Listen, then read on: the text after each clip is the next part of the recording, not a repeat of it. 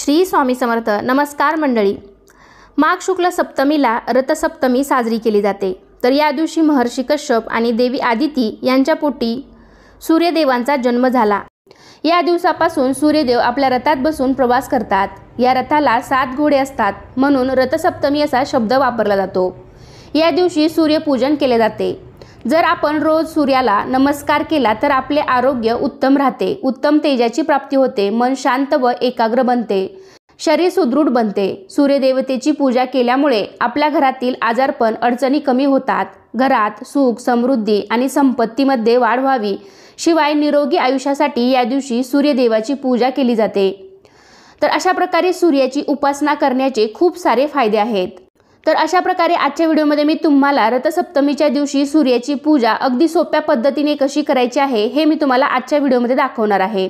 त्याचबरोबर या दिवशी अजून काय काय करायचं हे सुद्धा मी तुम्हाला आजच्या व्हिडिओमध्ये सांगणार आहे. तर त्यासाठी हा व्हिडिओ शेवटपर्यंत नक्की पहा. चॅनलवरती नवीन असाल तर चॅनेलला नक्की सबस्क्राईब करा. लगेचच आजच्या व्हिडिओला सुरुवात करूयात.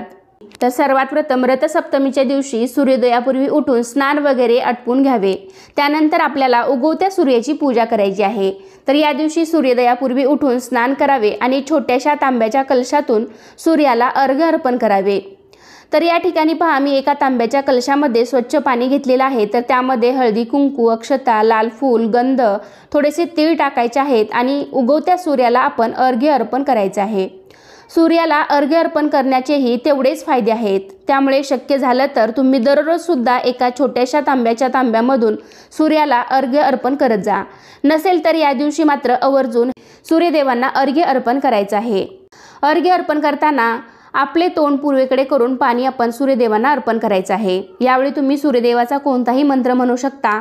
ओम सूर्याय नमः, ओम आदित्याय नमः, ओम भास्कराय नमः, अर्घ्यम समर्पयामी आणि असं म्हणून तुम्ही सूर्यदेवांना प्रार्थना करायची आहे. हे सूर्यदेवता, तुझ्यासारखे तेज आम्हाला दे आणि आमच्यावर तुझी कृपादृष्टी कायम असू दे, असं म्हणत आपण सूर्यदेवांना हे अर्घ्य अर्पण करायचं आहे. आणि शेवटी सूर्यदेवांना मनोभावे नमस्कार करायचा आहे. अर्घ्य अर्पण केल्यानंतर मग आपल्याला रथसप्तमीची पूजा करायची आहे. रथसप्तमीची पूजा ही सकाळीच करावी. तर या ठिकाणी एक मी पाट मांडून त्यावरती स्वच्छ वस्त्र टाकलेलं आहे. तुम्ही पिवळ्या रंगाचे वस्त्र देखील वापरू शकता. ग्रामीण भागामध्ये ही पूजा अंगणात तुळशी वृंदावनाजवळ मांडतात. पण शहरामध्ये फ्लॅट सिस्टीममुळे घरच्या घरी तुम्ही तुळशी वृंदावन ठेवून त्याच्या बाजूला ही पूजा मांडू शकता.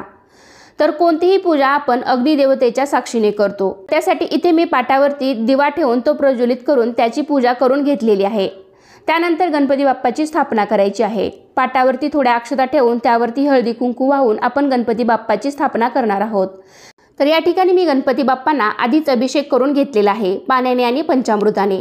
आणि मग त्यानंतरच आपण गणपती बाप्पांची मूर्ती पाटावरती स्थापन केलेली आहे. त्यानंतर गणपती बाप्पांची देखील विधिवत आपण पूजा करून घ्यायची आहे. गणपती बाप्पाला हळदी कुंकू, अक्षता वाहायच्या आहेत, लाल फुलं, दुर्वा वाहायच्या आहेत. गणपती बाप्पांना गुळ खोबऱ्याचा नैवेद्य सुद्धा दाखवायचा आहे. ओम गण गणपते नमः, ओम गण गणपते नमः. तर या पद्धतीने आपली गणपती बाप्पांची इथे पूजा झालेली आहे.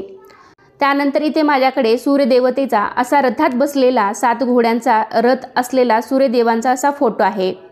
तर त्याचीही मी इथे पूजा करून घेणार आहे. जर तुमच्याकडे अशी प्रतिमा किंवा फोटो नसेल तर एका पेपरवरती सूर्यदेवाचे 7 घोड्यावर बसलेले चित्र काढून तुम्ही त्याची देखील पूजा करू शकता. किंवा मग गुगलवरती हा फोटो तुम्ही सर्च केल्यानंतर तुम्हाला लगेच मिळेल. तर त्याची तुम्ही प्रिंट काढून त्याची देखील तुम्ही पूजा करू शकता. सूर्य हा ग्रहांचा राजा असून त्याचे स्थान नवग्रहामध्ये आहे. सूर्य स्वयंप्रकाशी असून अन्य ग्रह त्याचा प्रकाश घेतात. अशा या सूर्याला देव मानून त्याच्याप्रती कृतज्ञता व्यक्त करण्याचा दिवस म्हणजेच रथसप्तमी होय. मकर संक्रांती दिवशी सुरू होणारा हळदी कुंकू समारंभ रथसप्तमी दिवशी समाप्त होतो. रथसप्तमीच्या दिवशी तुळशीपुढे 7 घोड्यांच्या रथात स्वार झालेले सूर्यरथाचे चित्र काढून महिला त्याचे पूजन करतात. तर या ठिकाणी मी पाटावरती थोड्या अक्षता ठेवून त्यावरती हळदी कुंकू वाहून सूर्यदेवतेचा जो फोटो आहे माझ्याकडे तर तो ठेवलेला आहे. सूर्यदेवांना देखील हळदी कुंकू, अक्षता, लाल फूल वाहायचं आहे. तुमच्याकडे असेल तर लाल फूल जरूर वाहा, कारण लाल फूल वाहण्याला जास्त महत्त्व आहे. तर सूर्यदेवांना लाल फूल वाहणं खूप शुभ मानलं जातं. तर तुमच्याकडे असेल तर तुम्ही नक्की वाहा. सूर्यदेवतेचे पूजन करत असताना सूर्यदेवाचा मंत्र म्हणावा. ओम सूर्याय नमः, ओम भास्कराय नमः, ओम आदित्याय नमः. त्यानंतर आपल्याला पाटावर 7 प्रकारचे धान्य 7 वाट्यामध्ये घेऊन त्याची देखील पूजा करून घ्यायची आहे. तर तुम्ही या ठिकाणी कोणतेही धान्य घेऊ शकता. तर यामध्ये मात्र एका वाटीत तीळ आवर्जून ठेवा, कारण या महिन्यामध्ये तिळाला खूप जास्त महत्त्व आहे.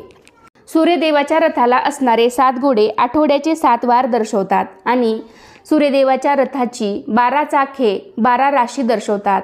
या 12 राशीचे प्रतीक म्हणून 12 प्रकारच्या धान्याच्या राशी मांडून त्याची पूजा केली जाते.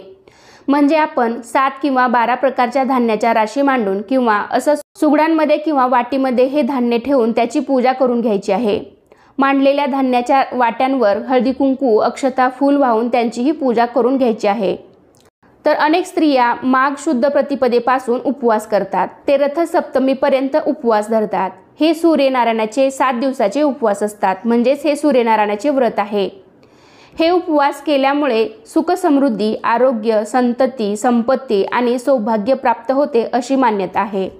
आणि जरी तुमच्याकडे सूर्यदेवतेची प्रतिमा किंवा फोटो नसेल तर मग तुम्ही रांगोळीने सुद्धा सूर्याची प्रतिमा काढू शकता आणि रथ काढू शकता आणि त्याची देखील पूजा करू शकता. शेवटी भावना महत्त्वाची आहे. तर या दिवशी आदित्य रानूबाईची देखील पूजा केली जाते. रांगोळीने आदित्य रानूबाईची प्रतिमा काढून तसेच गोपद्म काढून त्याचीही पूजा करायची आहे. ज्याप्रमाणे सूर्यदेवता या रथात विराजमान असते, देव देवळात असल्यामुळे ज्या प्रकारे देवळाला महत्त्व प्राप्त होते तसेच महत्त्व सूर्याच्या रथाला आहे.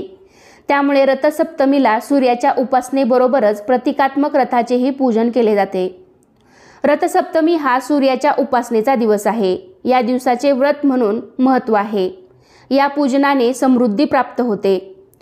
आदिती आणि कश्यप यांचे पुत्र सूर्य यांचा हा जन्मदिवस मानला जातो. त्यामुळे या दिवशी विशेष करून सूर्यदेवतेची पूजा केली जाते. त्यानंतर पूजेमध्ये जे काही गोडाचा नैवेद्य तुम्ही घेतला असेल त्याचा नैवेद्य दाखवून घ्यायचा आहे. आणि तिळगुळ सुद्धा या पूजेमध्ये आपल्याला अवश्य ठेवायचे आहेत. तर इथे मी तिळगुळाचा नैवेद्य दाखवून घेतलेला आहे. तसेच या दिवशी दूध उतू घालण्याची ही प्रथा आहे. तर या ठिकाणी मी एक सुगड घेतलेला आहे किंवा तुम्ही छोटंसं मातीचं भांडं घेऊ शकता. तर ते स्वच्छ धुवून घ्यायचं आहे. त्याला आपण हळदी कुंकवाची बोटे लावून घ्यायची आहेत. खरं तर अंगणामध्ये गोवऱ्या पेटून त्यावरती हे दूध उतू घातलं जातं. पण आता फ्लॅट सिस्टीममुळे हे सगळं काही शहरी भागामध्ये शक्य होत नाही. तर या ठिकाणी मी गॅस शेगडी स्वच्छ करून गॅसची देखील हळदी कुंकू अक्षता लाल फूल वाहून पूजा केलेली आहे. आणि या सुगडामध्ये आपल्याला 1 चमचाभर तांदूळ आणि 1 चमचाभर साखर टाकायची आहे. आणि अर्धे सुगड भरेल इतकं दूध त्यामध्ये टाकायचं आहे. आणि त्याची खीर बनवून घ्यायची आहे. म्हणजेच गॅस चालू करायचा आणि ते दूध उतू जाईपर्यंत, म्हणजेच अग्नीला हे दूध समर्पित होईपर्यंत ते तापवायचं आहे. दूध उतू गेल्यावर गॅस बंद करायचा आहे आणि नंतर त्याचा नैवेद्य म्हणजेच खिरीचा नैवेद्य सूर्यदेवाला दाखवायचा आहे. आपण ज्या ठिकाणी पूजा मांडलेली आहे तर त्या ठिकाणी तुम्ही हा नैवेद्य दाखवू शकता. तर ज्या दिशेला हे दूध उतू जाईल तर त्या दिशेची प्रगती जास्त होते असं म्हटलं जातं. त्यामुळे हे दूध या दिवशी उतू घातलं जातं. आणि जर तुम्हाला हे शक्य नसेल तर मग तुम्ही गोडाचा कुठलाही नैवेद्य बनवून शिरा वगैरे बनवून त्याचाही नैवेद्य दाखवला तरी देखील चालेल. जर तुम्ही अंगणात गोवऱ्यावरती हे दूध उतू घालत असाल तर आधी हळदी कुंकू अक्षता फूल अग्नीला व्हायचं आहे आणि मगच तुम्ही सुगड त्यावरती ठेवायचं आणि हे दूध तुम्ही उतू घालवायचं आहे. त्यानंतर आपल्याला तुळशीची सुद्धा पूजा करून घ्यायची आहे. तुळशीला सुद्धा हळदी कुंकू अक्षता फूल वाहून आपल्याला तुळशीची देखील पूजा करून घ्यायची आहे. सर्व पूजा झाल्यानंतर शेवटी मनोभावे नमस्कार करून आपल्यासाठी, मुलाबाळांसाठी व आपल्या कुटुंबासाठी चांगल्या आरोग्य प्राप्तीची प्रार्थना करायची आहे.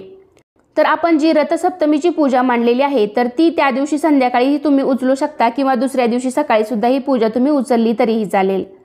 आणि आपण जे धान्य मांडलेलं होतं, धान्याच्या ज्या राशी किंवा सुगडमध्ये किंवा वाटीमध्ये हे धान्य भरलेलं आहे तर ते तुम्ही दुसऱ्या दिवशी रोजच्या धान्याच्या भांड्यामध्ये किंवा तुमच्या डब्यामध्ये ठेवून द्यायचं आहे. ज्या ज्या डब्यामध्ये होतं ते धान्य त्या डब्यामध्ये ते ठेवायचं आहे. आणि जो खिरीचा नैवेद्य आहे सूर्यदेवतेला दाखवून त्यानंतर घरातील सर्वांनी प्रसाद म्हणून खायचा आहे. तर अशा प्रकारे आजच्या व्हिडिओमध्ये मी तुम्हाला रथसप्तमीच्या दिवशी सूर्याची उपासना पूजा कशी करायची तसेच उत्तर पूजा कशी करायची अशी संपूर्ण माहिती तुम्हाला मी आजच्या व्हिडिओमध्ये सांगितलेली आहे। तर कसा वाटला तुम्हाला आजचा व्हिडिओ नक्कीच कमेंटद्वारे सांगा। व्हिडिओ आवडला असेल तर व्हिडिओला लाईक करा, तुमच्या फ्रेंड फॅमिलीमध्ये शेअर करायला विसरू नका आणि असे छान छान माहितीपूर्ण व्हिडिओ पाहण्यासाठी आजच आपल्या चॅनलला सुद्धा नक्की सबस्क्राईब करा। चला तर पुन्हा भेटूया अशाच एका छान माहितीपूर्ण व्हिडिओमध्ये। तोपर्यंत धन्यवाद। सर्वांना श्री स्वामी समर्थ।